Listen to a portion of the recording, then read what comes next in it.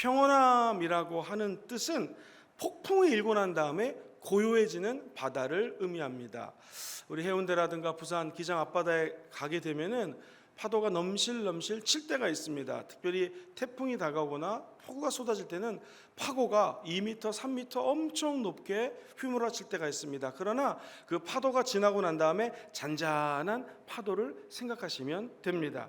하나님은 목표의 바다, 우리가 꿈꾸는 진정한 행복의 바다에 항구로 우리를 인도해 주시는데, 오늘 이 말씀을 보니 평온함 가운데 기뻐함으로 인도해 주신다는 것입니다.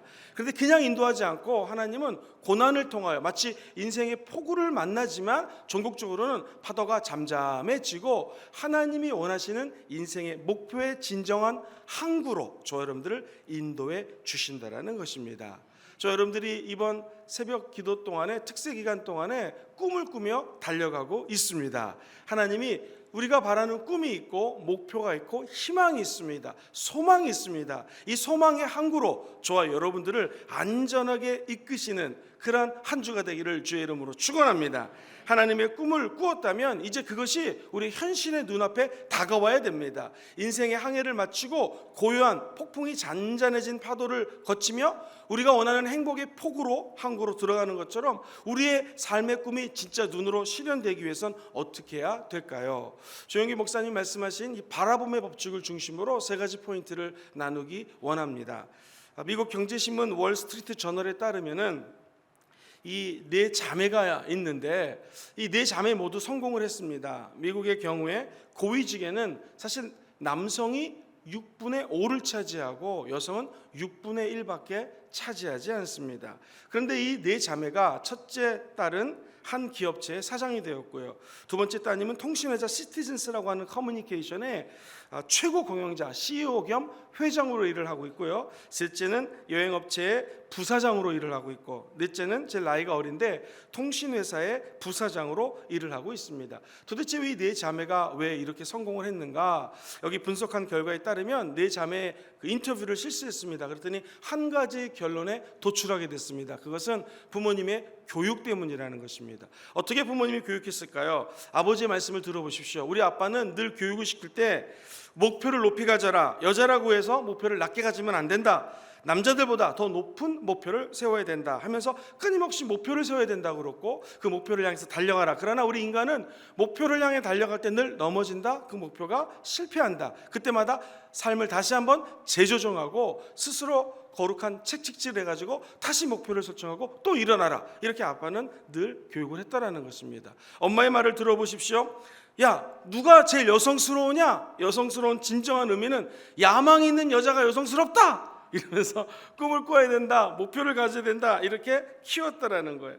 늘 이 아빠 엄마가 이렇게 얘기하면서 스스로 롤 모델이 되었고, 아빠는 엄마의 하는 일을 도와줬고, 엄마는 또 아빠를 존경하는 모습을 바라보면서 성장했다라는 것입니다. 사랑하는 성도님들, 우리 자녀들은 우리들을 바라보고 크게 되어 있습니다. 조영기 목사님께서 그런 말을 하더라고요. 어렸을 때 아버님 조두천 장로님이 그렇게 밥을 많이 비벼 드셨대요. 비빔밥. 근데 어느 날 60이 지나고 70이 되니 자기도 모르게 맨날 밥을 비벼서 드신다라는 거예요. 어렸을 때 봤던 아버지 모습이 자기 안에서 그대로 드러난다라는 것입니다. 우리도 마찬가지죠. 한 TV 프로그램을 봤더니 아이가 아빠한테는 애교를 부리고 너무너무 잘해요. 그런데 엄마한테는 너무나 틱틱거리고 말을 잘 안 듣습니다. 그래서 TV에 나와서 상담을 하는 거예요. 우리 애가 아빠의 말은 너무 잘 듣는데 엄마 말은 안 들어요 라고 상담을 했습니다. 그랬더니 아이에게 상담을 하고 면접을 하고 인터뷰를 했더니 아이의 말을 들어보십시오. 늘 이 아이는 어려서부터 무엇을 보고 자랐냐면 아빠가 엄마를 때리는 모습을 보고 자란 거예요. 그러니까 아빠한테 잘못 보이면 자기가 맞을 것 같으니까 아빠한테는 애교를 부리고 엄마는 늘 맞았기 때문에 엄마한테 틱틱거리고 엄마 말을 잘 듣지 않았던 것입니다. 제가 그걸 보면서 너무나 마음이 아팠습니다. 결국에는 우리 아이들은 어차피 인생을 살면서 엄마 아빠를 보면서 자란다는 것입니다. 즉 우리가 그 바라봄의 법칙에 남 얘기가 아니라 우리 얘기입니다. 지금도 누군가가 저와 여러분들을 바라보고 있다는 것입니다. 제가 한 번은 머리를 자르고 신방을 갔더니 모든 교구 식구들이 목사님 머리 자르셨네요 막 그러시더라고요. 다 바라보고 계시는 것입니다. 우리가 뭘 하고 있는지, 뭘 먹고 있는지, 어떻게 살고 있는지 바라보고 있다는 것이죠. 그런데 하나님은 이 바라봄의 법칙을 통하여 말씀하십니다. 왜 바라봄의 법칙이 중요한가? 말, 행동, 마음, 생각, 우리가 남들이 우리를 바라볼 때 어떻게 우리의 삶을 그들에게 보여줄 수 있을 것인가? 아주 간단합니다. 바라봄의 법칙은 한번 따라해 볼까요? 보는 것입니다. 끊임없이 바라보는 것이 바라봄의 법칙이에요. 하나님이 창세기 13장 14절로 15절에 이런 말씀을 하십니다. 같이 한번 읽어보겠습니다. 시작. 롯이 아브라함을 떠난 후에 야훼께서 아브라함에게 이르시되 너는 눈을 들어 너 있는 곳에서 북쪽과 남쪽 그리고 동쪽과 서쪽을 바라보라. 보이는 땅을 내가 너와 내 자손에게 주리니 영원히 이르리라고 말씀하십니다. 즉 먼저 보게 하신 다음에 소유하게 하신다라는 거예요. 꿈을 내 것으로 실현화시키기 전에 주님은 먼저 눈을 들어 보라는 거예요. 저 수없이 많은 별들을 바라봐라. 저 해운대 앞바다에 가서 수없이 많은 모래알들을 바라봐라. 내가 저 별들처럼 모래알처럼 너에게 자손을 줄 것이다. 동서남북을 바라봐라. 네가 보는 대로 내가 너에게 줄 것이다 라고 이야기합니다. 아브라함은 하나님이 주신 꿈을 통해서 당장 가지지 못한 가나안 땅에 대한 열망을 품게 됩니다. 그것을 바람으로 말미암아 새로운 꿈을 펼쳐 보이게 되는 것이죠. 85세가 됐을 때에 밤하늘의 별들을 바라보면서 하나님의 꿈을 바라보자. 그것이 실현화되는 거예요. 현실화되는 것입니다. 결국에는 보는 것이 은혜입니다. 한 아이가 있었는데 얘가 초등학생인데 팔굽혀펴기를 한 번 하면요 진짜 FM으로 70번을 넘게 하는 거예요. 초등학교 4학년 때 초등학교에 짱이 되었습니다. 보통 학교에 싸움 대장은 6학년이 하는데 4학년짜리가 싸움을 제일 잘하는 거예요. 그리고 인근 8개 학교에 가서 돌아다니면서 그 학교를 제패하고 짱이 되었습니다. 그러니까 아빠가 볼 때, 엄마가 볼 때, 주변 사람들이 볼 때 얘는 힘쓰는 걸 말려야 돼요. 어떻게든지 차분하게 키워야 되는데 말릴 수가 없는 거예요. 그때 아빠는 얘 안에 있는 잠재력을 본 거죠. 그리고 이 아버지의 이름이 이상태 씨인데 이 아들을 근처에 있는 유도장으로 데리고 갑니다. 그리고 유도를 시켜요. 이 아이의 이름이 이원희 선수입니다. 혹시 아테네 올림픽에서 기억하십니까? 우리나라 첫 번째 금메달을 안겨주었고 1등 하자마자 무릎 꿇고 기도하고 하나님께 포효하면서 기뻐했던 그 젊은 청년을 기억할 것입니다. 당시 결승전 대상자는 러시아 사람이었는데요. 비탈리 마카르포라고 하는 사람이었습니다. 이 러시아 선수는 바로 조금 전 세계 선수권대회에서 챔피언을 차지한 아무도 이길 수 없는 난공불락의 선수였습니다. 그런데 이원희 선수가 결승전에서 한판 승으로 이기고 금메달을 땄던 기억이 있습니다. 그것은 어떻게 된 결과일까요? 아빠가 본 겁니다. 부모가 자녀의 가능성을 본 거예요. 남들은 싸움 꿈이라고 하는데 아빠의 눈에는 얘가 앞으로 세계적으로 올림픽에 나가서 선수가 될 수 있는 아이임을 견지했던 것이죠. 바라봄의 법칙은 보는 것입니다. 남들이 못 보는 것을 보는 거예요. 우리 크리스찬은 어떻게 볼 수 있습니까? 십자가 예수를 통해서 봐야 된다는 것입니다. 믿음의 주요 온전케 하신 예수의 십자가를 바라봐야 되고요. 그 십자가를 통하여 우리의 인근 주변 사람들을 바라볼 때 이 바라봄의 법칙이 우리 삶에 연결될 수가 있습니다. 전국적으로 우리가 바라보는 대로 하나님은 역사하시고 실현화시켜 주실 것입니다. 두 번째 이 바라봄의 법칙은 느끼는 것입니다. 필링이에요. 그냥 바라만 보고 감나무야 떨어져라 라고 바라만 보면 그 감나무 떨어지지 않습니다. 간절한 열정이 있어야 된다는 것이죠. 소망이 있어야 된다는 거예요. 병든 사람이 회복되기 원하시면 아멘 해볼까요? 그러려면 꿈을 꿔야 됩니다. 그 다음에 그 병이 날 것을 간절히 바라야 됩니다. 정말 간호사가 와서 주사를 놨더라도 이 주사 바늘에 예수 피가 내 몸 안으로 주사액이 들어온다. 예수의 피가 들어온다. 물을 마셔도 예수의 피를 마신다 라는 간절함이 있을 때 그 치유하는 역사가 우리 삶에서 실현화될 수 있다는 것입니다. 꿈을 꾸고 바라보고 느껴야 된다는 것이죠. 이미 나았다고 믿고 그것을 바라보고 느낄 때에 하나님은 역사해 주십니다. 사람이 언제 변할까요? 막 가르친다고 변할까요? 안 변해요. 학교에서 학생들을 열심히 가르친다고 학생들이 변할까요? 안 변해요. 설교학을 가르칠 때 아이들에게, 우리 학생들에게, 대학원 이제 어르신들도 많거든요. 설교 잘하시오. 아무리 가르쳐도 설교 잘 못합니다. 어떻게 하면 설교를 잘할 수 있을까요? 설교자들이 영혼을 깊이 사랑하는 마음을 갖게 되잖아요. 영혼에 대한 깊은 감동이 있으면 그때는 말이 어느래도 그리고 이 논리정연하지 않아도 사람들이 변화됩니다. 사랑의 능력이 있다라는 거예요. 열정의 능력이 있다라는 거예요. 바라봄의 법칙은 열정입니다. 간절한 바람이에요. 간절한 소망입니다. 그때 하나님 우리의 소망의 폭으로 저와 여러분들을 인도하여 주실 줄 믿습니다. 바라봄의 세 번째 법칙은 보고 느낀 다음에는요, imagination, 상상하는 것입니다. 창조적인 상상력입니다. creative imagination이라는 단어를 외국에서는 참 많이 씁니다. 그냥 상상하는 것이 아니라 아주 간절한 마음으로 꿈을 이루기 위한 상상력을 동원해야 된다는 것입니다. 상상력을 최대한으로 발휘해 보십시오. 하나님 안에서 품은 상상력은 우리의 삶을 변화시켜 주시고 전국적으로 은혜의 세계로 인도해 준다는 것입니다. 여러분이 스포츠에서 바라봄의 법칙을 이용한 것을 이미지 트레이닝이라고 표현을 합니다. 미국 일리노이 대학이라는 곳이 있는데 거기에 농구부에서 최근에 실험을 했습니다. A팀, B팀, C팀으로 나눴어요. A팀은 열심히 슈팅을 한 달 동안 연습을 시켰습니다. B팀은 그냥 한 달 동안 펑펑 놀게 했습니다.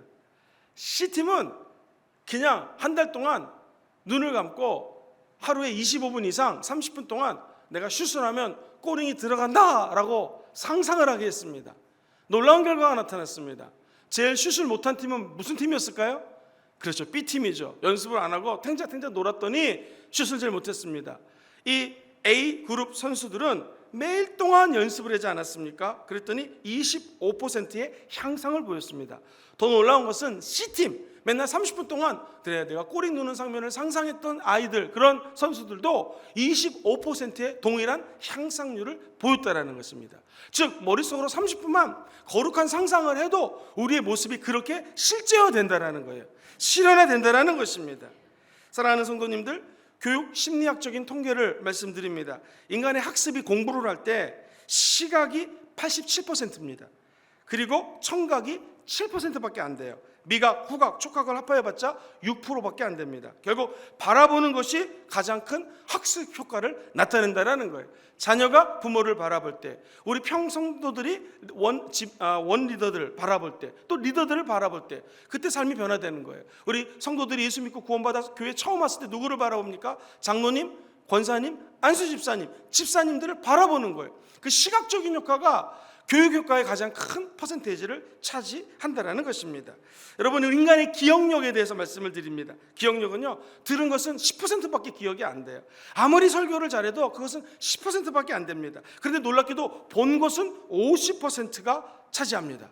더 놀라운 것은 듣고 보면 80%의 기억력에 효과가 있다는 거예요. 여러분이 아침에 주의 말씀을 들으십시오. 하나님의 음성을 들으십시오. 그리고 우리의 삶이 변화될 것을 바라보셔야 됩니다. 그때 80% 이상의 삶의 변화 효과가 나타난다는 것이죠. 끊임없이 주의 음성을 들으신 다음에는 끊임없이 창조적인 상상력을 통하여 우리의 삶에 하나님의 꿈이 실현화되도록, 구체화되도록, 삶의 그 변화가 나타나도록 함께 하시기를 주의 이름으로 축원드립니다. 그래서 이 바라봄의 법칙은 그냥 인간적인 세상, 인간적인 철학적인 방법들, 무슨 심리학에서 얘기하는 것이 아니라 실제로 믿고 바라보고 느끼고 그것을 거룩하게 상상하면 그렇게 된다는 것입니다. 큰 두 번째로, 이렇게 바라봄의 법칙을 통하면 삶이 변화될 수가 있는데, 하나님은 이 꿈의 사이즈를 결정할 때 덤으로 주는 것이 있어요. 꿈이 실현되고 구체화되기 원하시는 분들은 아멘 해볼까요? 그럼 하나님께서 덤으로 하나 더 줘요. 그 덤이 좋은 거였으면 좋겠는데 우리가 싫어하는 것입니다. 그 덤의 이름은 고난이에요. 고난. 하나님은 성경에 등장하는 모든 꿈꾸는 사람들이 꿈을 꾸고 그것이 삶의 구체화되었어요. 실현화가 되었어요. 그런데 하나님은 항상 그 사람들에게 고난이라고 하는 선물을 주셨습니다. 요셉을 보십시오. 요셉은 꿈을 꿨습니다. 그런데 그것이 바로 이루어지지 않았습니다. 노예로 팔려가고 감옥에 갇히고 산전수전을 다 겪고 난 다음에 하나님의 꿈이 이루어지게 된다는 것입니다. 그가 꿈을 이루고 난 다음에 고백한 것은 무엇입니까? 지금까지 인도한 것은 하나님의 은혜였다라는 거예요. 다시 말하면 고난이 없이 꿈이 성취되면 인간은 교만해질 수가 있습니다. 그러나 우리 삶에 고난이 다가오고 어려움이 다가오고 눈물이 다가오고 고통이 다가올 때 하나님은 그 고난이 변하여 하나님의 축복으로 변화시켜주게 될 줄 믿습니다. 오늘 제가 희망교구가 찬양을 열심히 하는 걸 이렇게 들으면서 은혜를 많이 받았는데, 여러분 기억하십시오. 하나님을 찬양하고 경배할 때에 아침에 4시까지 나와서 이렇게 찬양 인도하는 게 쉬울까요? 어려울까요?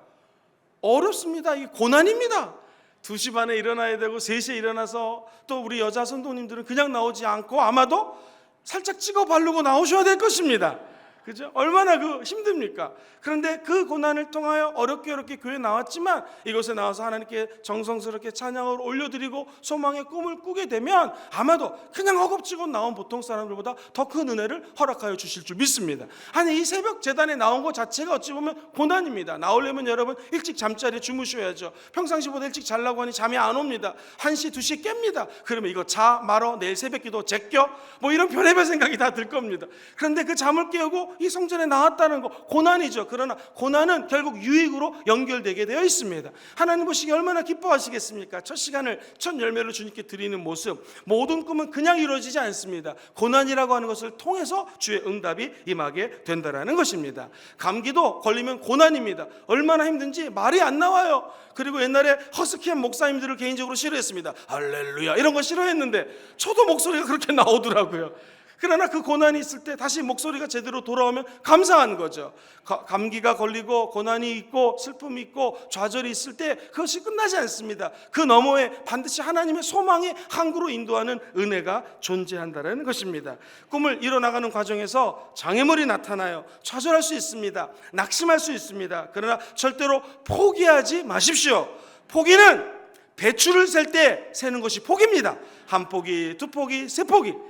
저와 여러분들의 인생의 사전에선 포기라고 하는 단어를 없애야 됩니다. 왜냐하면 우리는 포기하지 않는 사람들이에요. 의인은 7번 넘어지지만 8번 일어납니다. 왜냐하면 우리에게는 꿈이 있어요. 우리에게는 희망이 있습니다. 십자가에서 이루신 예수 그리스도의 그 소망, 그 꿈이 있습니다. 어떠한 일이 있어도 우리는 치료함을 받게 되어 있습니다. 우리는 구원받아 천국에 가게 되어 있습니다. 성령님이 우리를 도와주십니다. 그리고 하나님께서는 이 땅에서 잘 되는 축복을 허락하여 주실 것입니다. 우리가 간구하는 축복 중에 제일 큰 축복은 무엇입니까? 영혼이 잘 되는 것이요, 범사가 잘 되어 강건한 축복입니다. 그런데 이거보다 더 큰 축복이 있어요. 그것은 하나님이 우리와 동행하는 축복입니다. 예수 믿은 사람은 고난을 당하지만 물질이 없고 내가 명예가 없고 쓰러지고 자빠질 수 있고 지금 감기가 걸리고 몸이 아플 수 있어요. 그러나 하나님이 우리와 함께 하시는 것이 가장 큰 축복입니다. 어느 날 우리 예수님께서 2번째로 재림을 하시겠죠. 그때 우리에게는 희망이 있습니다. 주님이 저와 여러분들의 이름을 부릅니다. 현근아, 우리 장로님 중에서 한 분의 성함을 죄송합니다 부르겠습니다. 태호야 부르시는 거예요. 그리고 나팔 불 때 나의 이름, 나팔 불 때 나의 이름이 불려지는 것이죠. 그리고 저 여러분들은 천국에 꼴이 나게 될 것입니다. 이것이 우리 크리스찬이 꿈꾸는 소망이라는 것이죠. 희망이라는 것입니다. 그러므로 꿈이 성숙해지기 위해서는 인내하며 소망하며 끝까지 고난을 견디며 나가야 된다는 것입니다. 아브라함은 75세 때 꿈을 받았어요. 그러나 그 꿈이 25년이라고 하는 시간이 걸리게 됩니다. 그리고 100세야 되어서 제가 사랑하는 아들을 얻게 됩니다. 얼마나 이 인내의 시간, 꿈의 시간이 깁니까? 그러나 이 인내가 있어야지 꿈을 알맞게 수확을 할 수가 있다는 것입니다. 히브리서 10장 38절 말씀을 다 같이 한번 읽어보겠습니다. 시작. 나의 의인은 믿음으로 말미암아 살리라. 또한 뒤로 물러가면 내 마음이 그를 기뻐하지 아니하리라 하셨느니라. 의인은 믿음으로 말미암아 삽니다. 그리고 우리가 후퇴하면 절대로 주님 기뻐하지 않습니다. 늘 앞만 보고 달려나가게 되기를 주의 이름으로 축원합니다. 에베소서 6장에 보면 교회론을 에베소서 총체적으로 사도 바울이 이야기하면서 전신갑주를 입으라고 표현합니다. 구원의 투구, 의의 흉배, 진리의 허리띠, 복음의 신발, 믿음의 방패, 성령의 검, 이런 하나님의 전신갑주를 온몸에 착용하라고 합니다. 놀라운 것은 뒤를 샥 돌아보면 이 군인에게는요, 군사에게는요, 뒤에는 방패도 없고 아무런 갑옷이 없습니다. 아무런 방비가 없어요. 막을 수 있는 힘이 없습니다. 뭘 의미합니까? 영적 군사가 전쟁에 나가면 앞만 보고 가라는 것입니다. 뒤로 돌아보면 그 순간에 적이 쓴 불화살, 화전에 맞아서 죽을 수 있다는 거예요. 사랑하는 성도 여러분, 2020년 뒤를 돌아보지 마십시오. 뒤에 있는 것은 잊어버리시고 표대를 향하여, 예수 십자가를 향하여 달려나가게 되기를 주의 이름으로 축원합니다. 의인은 뒤로 물러가면 안 됩니다. 하나님이 그를 기뻐하지 않는다고 성경은 표현하고 있습니다. 앞만 보고 달려가는 여러분 되기를 주의 이름으로 축원합니다. 마지막으로 보증수표라는 것이 있죠. 내가 보증한다라고 수표를 주는 거예요. 꿈이 완성되기 위해서도 보증수표가 있습니다. 그것은 끊임없는 기도입니다. 기도는 하나님의 전능한 손길을 움직일 수가 있습니다. 하나님은 하나님의 전능한 일을 행하실 때 기도를 통하여 역사하십니다. 그리고 기도를 하면 영감을 얻어요. 기도를 하면 지혜를 얻게 됩니다. 기도를 하면 치유를 얻게 되어 있습니다. 새벽 기도 나오는 목적은 기도하기 위함인 줄 믿습니다. 예레미야 33장 3절에 우리가 너무나 잘 아는 말씀이 있습니다. 너는 내게 부르짖으라, 기도하라는 거예요. 소리쳐 기도하라는 거예요. 영어 성경에는 cry out, 부르짖어 기도하라는 거예요. 그러면 내가 너에게 응답하겠고 네가 알지 못하는 크고 은밀한 일이 있는데 그것을 너희에게 보인다라는 것입니다. 주님은 하나님이 하시는 일을 보이십니다. 그것이 바라봄의 법칙이죠. 누구에게 보이십니까? 기도하는 자에게 크고 은밀한 일을 보이신다라는 거예요. 그 보이는 것을 바라보고 따라가는 것이 믿음의 법칙입니다. 복된 인생을 사시기 원하시는 분들은 아멘 해볼까요? 그 복된 일은 하나님께 나와 기도하는 것부터 시작을 합니다. 성경의 교훈은 기도하는 자는 멸망하지 않는다라는 거예요. 기도하는 사람은 끝까지 살아서 하나님 안에 붙어 있는다라는 거예요. 누가 승리할까요? 기도하는 사람이 승리합니다. 왜냐하면 기도하는 사람은 호흡하는 사람이기 때문에 그래요. 숨을 쉬기 때문에 그래요. 숨을 쉬는 사람이 결국에 생명을 부지하고 끝까지 살 수 있는 것처럼 절대로 기도를 포기하지 마시고 주 앞에 딱 달라붙어서 기도하는 여러분 되기를 주의 이름으로 축원합니다. 이제 여러분들에게 꿈을 이뤄드릴 수 있는 로드맵을 제공해 드립니다. 첫 번째 로드맵은 바라보는 거예요. 어떻게 볼까요? 세 가지로 본다고 말씀드렸습니다. 자, 한번 따라해 볼까요? 보고, 느끼고, 상상하라. 꿈을 바라보셔야 됩니다. 가슴에 열정을 품고 느끼셔야 됩니다. 그것을 거룩하게 창조적으로 날마다 imagination, 상상하시게 되기를 주의 이름으로 축원합니다. 여러분이 변할 모습을 상상하십시오. 그 꿈이 이루어질 것을 바라보십시오. 반드시 이루어지게 될 것입니다. 두 번째, 이것을 이루기에는 분명히 고난이라고 하는 통과하는 장애물을 거쳐야 될 것입니다. 두려워하지 마십시오. 그 고난이 크면 클수록 꿈이 크게 이루어지게 되어 있습니다. 고난이 다가올 때 예수님의 이름으로 고난을 무너뜨리고 나아가시게 되기를 주의 이름으로 축원합니다. 고난을 이길 수 있는 마지막 세 번째 가장 큰 은혜가 무엇입니까? 기도하는 것입니다. 오늘 이 새벽에 나와 기도할 때 고난이 떠나가게 되어 있고 하나님의 은혜의 단비가 내리사 여러분이 보고 느끼고 상상하는 것들이 이루어지게 될 줄 믿습니다. 여러분의 꿈대로 될지어다. 그 바라봄대로 될지어다. 그 꿈이 성취되어 우리가 2020년 12월 달에는 하나님께 크게 감사하고 간증하고 영광 돌리는 시간이 있게 되기를 예수님의 이름으로 기도하겠습니다.